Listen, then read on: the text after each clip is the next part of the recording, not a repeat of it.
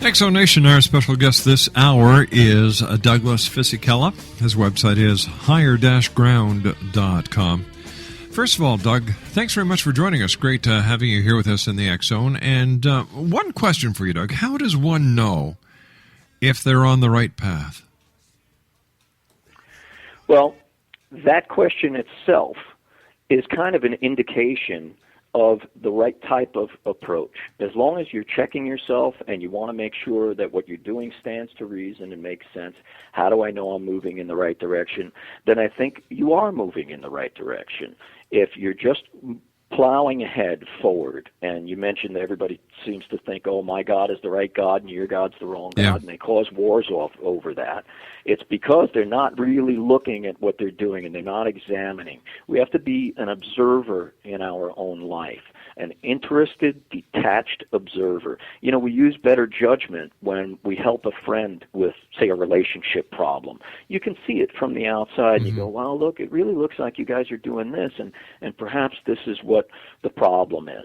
Well, that's because you're kind of detached from the situation. And if you can take a step back for your friend and offer better judgment for him, then why don't we do that for ourselves? So if you question, and, hey, how do I know if I'm on the right path? I think that you're showing that interested look at what you're doing, and it kind of indicates that you're on the right path. It's like one of the things we say, if you wonder if you have a drinking problem, you probably have a drinking problem.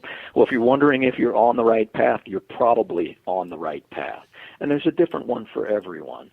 As long as you are studying and living a harmless life, and you're not causing problems for people, and you're trying to figure these things out, you're on that path. And there are many, many people that are treading that path. Well, we're all on it, whether we're consciously treading it or not.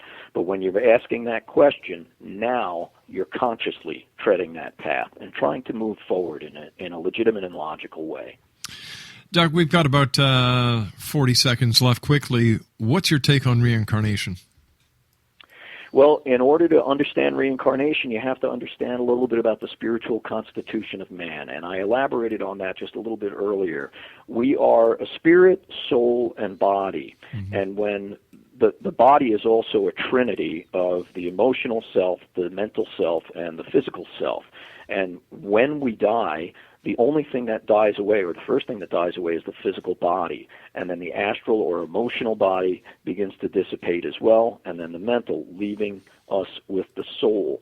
So the true identity, that witness I referred to earlier, is that soul. That's the you that doesn't die. And when we identify with that, we're not afraid of death anymore, because it's just going to take another body, another set of bodies, and construct it like you would take a new set of clothing. Doug, we've just run out of time for tonight. I want to thank you so much for joining us. X-Zone Nation, Douglas Fisichella has been our guest. His website is www.higher-ground.com.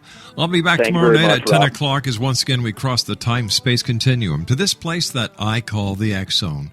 So until tomorrow night, X-Zone Nation, take care of yourself, love your children, because they are the leaders of tomorrow. And always keep your eyes to the sky and your heart to the light. Good night, everyone. Closing.